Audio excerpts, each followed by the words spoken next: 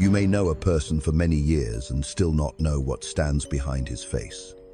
You may have heard his opinions, received his compliments, watched his manners, trusted his politeness, and yet the essential thing remains concealed. Because ordinary life allows many people to remain beautifully arranged. The disturbing thing is this character is rarely visible when nothing is being demanded. It appears when something is threatened, a delay, a refusal, a loss of advantage, a small humiliation, an unexpected contradiction. These are often more revealing than 1,000 pleasant conversations. Under pressure, the soul stops performing and begins leaking truth. I have often noticed that people do not reveal themselves first in great catastrophes, but in small disruptions to the image they have carefully maintained. A man who speaks of fairness may become strangely cruel when he is not chosen.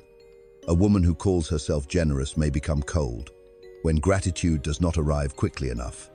A friend who says he values honesty may punish you the first time you speak honestly in a way that inconveniences him. This is why pressure is psychologically precise. It removes the decoration without requiring confession. One does not need to interrogate a person endlessly. One must observe what happens when the world refuses to obey his preferred story. The truth does not always shout. Sometimes it changes the tone of a reply. There is a peculiar innocence in the way you once believed people were what they said they were. You listened to their principles as if principles were solid objects, not garments worn in favorable weather. But speech is often the least reliable witness of character, because speech can be rehearsed, borrowed, polished, and performed before an audience. Pressure interrupts rehearsal. It enters like a cold wind through a room where every candle has been placed carefully for effect. Then you begin to see which flame was steady and which existed only because no door had opened. A person's declared values are not false merely because they fail under strain. Rather, their failure shows you where the unconscious was stronger than the persona. The persona is not a lie in the simple sense. It is a necessary surface through which one meets society. Yet the danger begins when a person becomes intoxicated by his own surface and mistakes his social face for his inner structure. He says, "I am calm," because he has not yet been contradicted. He says, "I am loyal," because loyalty has not yet cost him admiration. He says, "I am mature," because no one has yet touched the place where his vanity is still primitive. You may see this in a meeting when someone receives criticism and suddenly becomes subtle in revenge. Not openly violent, but careful, smiling. Exact. The pressure did not create the pettiness. It only gave it permission to step out from behind the curtain. What interests me is not merely that people change under pressure, but that they often become more themselves than they have ever been in comfort. Comfort allows imitation. Pressure demands structure. A bridge is not proven by the painting on its railings, but by the weight placed upon it. And many personalities are constructed like ceremonial bridges, beautiful from a distance, unsafe under use. This is why you may feel shock when someone you trusted becomes small, evasive, or punishing in a moment of conflict. You are not watching a transformation. You are watching the hidden architecture carry its first real load. Human beings are not measured by their intentions when life is agreeable. They are measured by what escapes them when agreement is withdrawn. There is a symbolic image I would ask you to hold only once, because it belongs to this matter. Imagine a glass house standing in a storm. In the sunlight, it looks pure, transparent, almost noble. Visitors admire it because they can see through it, and the owner believes this visibility proves honesty. But when the storm arrives, the glass does not reveal only what is inside. It also reveals every weak joint, every hidden crack, every place where the structure was held together by appearance rather than strength. This is what pressure does to character. It does not accuse. It simply brings weather You have likely experienced this in a conversation that began politely and then turned. Almost imperceptibly, perhaps you said no. Perhaps you failed to respond with the warmth someone expected. Perhaps you succeeded where another person secretly hoped you would remain dependent. At first, there is only a small alteration. The eyes become less generous. The humor becomes sharper. The kindness becomes conditional.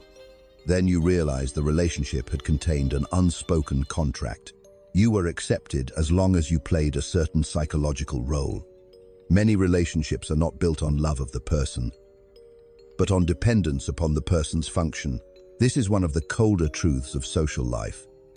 People often love the stability you provide more than the reality you possess. They love your agreement, your admiration, your availability, your predictability, your silence at the right moments. When pressure enters, and you no longer provide these things in the old form, the other person may experience your integrity as betrayal. You have changed. Nothing essential. And yet you are accused of changing everything. That accusation often reveals the contract that was never spoken aloud. People become offended, not only when you wrong them, but when you stop confirming the version of themselves they needed you to maintain. Under pressure, envy also becomes visible with remarkable clarity. Envy rarely introduces itself as envy. It arrives disguised as concern. Morale, correction, realism, humor, advice, or sudden distance. A person may celebrate your efforts while you are still uncertain, but become strangely uncomfortable when the effort begins to succeed. Then his face reveals a conflict. His mouth refuses to name. He wants to remain good. But he also wants your rise to stop disturbing his self-image. This is why a compliment can sometimes feel colder than an insult. The words praise you, but the atmosphere withdraws from you. I have seen how criticism exposes one kind of person, while success exposes another. Failure shows who enjoys superiority. Success shows who can tolerate equality. If you fall, some people rush toward you because your weakness restores their importance. If you rise, the same people may step back because your strength deprives them of a familiar position. Pressure is not only suffering. Pressure is any circumstance that threatens another person's psychological arrangement. Your competence may pressure them. Your boundary may pressure them. Your silence may pressure them. Your refusal to be impressed may pressure them more than open conflict ever could. The unconscious is most visible when the conscious attitude is interrupted. A man who believes himself noble may discover cruelty when his pride is touched. A person who believes himself peaceful may discover domination when obedience disappears. A person who believes himself rational may become hysterical when reality refuses his preferred explanation. You see this during an argument when the issue itself becomes less important than the need to win. At first, the conversation concerns a fact, a decision, a misunderstanding. Then suddenly it concerns status. The original subject disappears, and the deeper motive stands naked in the room. This is why you must listen carefully when someone is losing control of the narrative. Not when he is speaking from the stage of his competence. Not when he is admired. Not when everyone agrees. But when he must respond to a version of events that does not flatter him. Does he become curious? Or does he become prosecutorial? Does he ask what happened? Or does he immediately search for someone to blame? Does he remain related to truth? Or does he begin arranging facts like furniture around his wounded pride? A person's relation to truth is clearest when truth humiliates him. Many people do not hate lies. They hate facts that lower them. There is a particular moment, almost invisible, when the mask slips not because the person is evil, but because his self-image has been injured. You may watch him smile while quietly withdrawing affection. You may hear him say, "It is fine," while beginning to prepare punishment. You may sense that the conversation is no longer about understanding, but about restoring his internal superiority. This is the moment when you see that much civility depends upon advantage. The manner remains refined, but the motive has changed rooms. Politeness can be a velvet glove over a clenched hand. One must be careful here, because pressure reveals not only others, it reveals you. The temptation is to become a judge of everyone else's hidden nature, while remaining blind to your own leakage under strain. You also have a persona. You also have sentences you speak about yourself because they sound better than the forces that move beneath them. You may believe you are detached until you are ignored. You may believe you are generous until you are not recognized. You may believe you are honest until honesty threatens your belonging. It is easy to observe another person's contradiction. It is far more difficult to notice the moment your own face becomes a mask defending itself. This is where the matter becomes truly Jungian. Because the truth under pressure is not merely moral, it is structural. The unconscious contains what the conscious personality has excluded, denied, or failed to integrate. When life is calm, the excluded material remains obedient enough to be ignored, but under pressure, it rises through tone, gesture, timing, expression, and disproportion.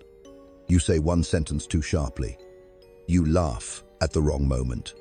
You become silent not from wisdom, but from contempt. Then the unconscious has spoken before you have prepared an explanation. Disproportion is one of the great signs. When someone's response is larger than the event, you are no longer dealing only with the event. A delayed message produces rage. A mild correction produces humiliation. A small refusal produces a campaign of coldness. A harmless success produces moral suspicion. In such moments, the present has touched something beneath itself. But one need not immediately reduce it to old stories or sentimental explanations. It is enough to see that the reaction does not belong entirely to the visible circumstance. The visible circumstance is only the match. The stored material is the fire. You have seen this in rooms where everyone pretends not to notice. Someone receives a compliment, and another person's face tightens for less than a second. Someone is interrupted, and the smile becomes a blade. Someone is not included, and suddenly the atmosphere becomes heavy with accusation, though no accusation is spoken.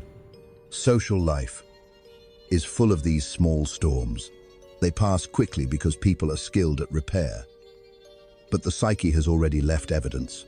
The deeper truth of a person is often not in what he declares, but in what he cannot prevent himself from expressing before he edits it. The collapse of illusion is painful not because another person becomes monstrous, but because the simplicity of your former belief dies. You can no longer say, "He is skinned," without remembering how kindness vanished when he lost control. You can no longer say, "She supports me," without remembering how support became strange the moment your life expanded beyond her permission.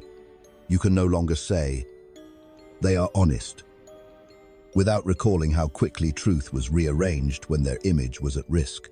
This is not cynicism. Cynicism sees corruption everywhere because it secretly fears disappointment. Psychological seeing is colder and more exact. It observes where the structure holds and where it breaks. The danger after such seeing is that you may become intoxicated by detection. You may begin searching every face for betrayal, every silence for envy, every disagreement for hidden hostility. That is not insight. That is suspicion, wearing the costume of depth. Real perception is not noisy. It does not need to accuse immediately. It waits. It watches whether the pattern repeats. The unconscious reveals itself not once, but rhythmically. One strange reaction may be fatigue. Two may be coincidence. Repeated pressure producing the same distortion is character. Character is not the absence of dark impulses. That would be a childish definition. Character is the degree to which a person can remain in conscious relation to himself when those impulses awaken. Everyone contains envy, fear, pride, resentment, vanity, hunger for importance. The question is not whether these forces exist. The question is whether a person becomes possessed by them when pressure arrives. There is a difference between feeling envy and becoming false because of it.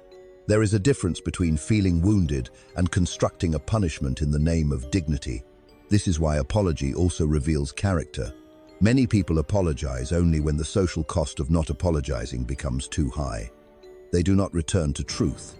They return to reputation management. You hear it in the language. I am sorry you felt that way.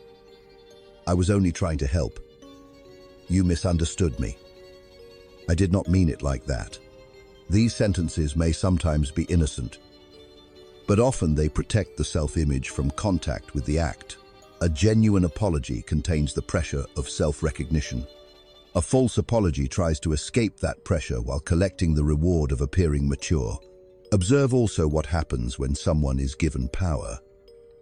However small, a supervisor with one schedule to control, a relative with one inheritance to distribute, a friend with one secret in his possession, a colleague with one advantage in information. Power is pressure in another form, because it tempts the unconscious to reveal how it imagines hierarchy. Some become careful when they have power, as if aware of the danger within it. Others become expansive, theatrical, subtly humiliating, because power gives their hidden contempt a legal costume. You do not know a person fully until you have seen him hold advantage without needing to make another person feel smaller. The same is true of inconvenience. Inconvenience is one of the simplest tests of reality. A person may speak beautifully about loyalty, friendship, principle, and respect.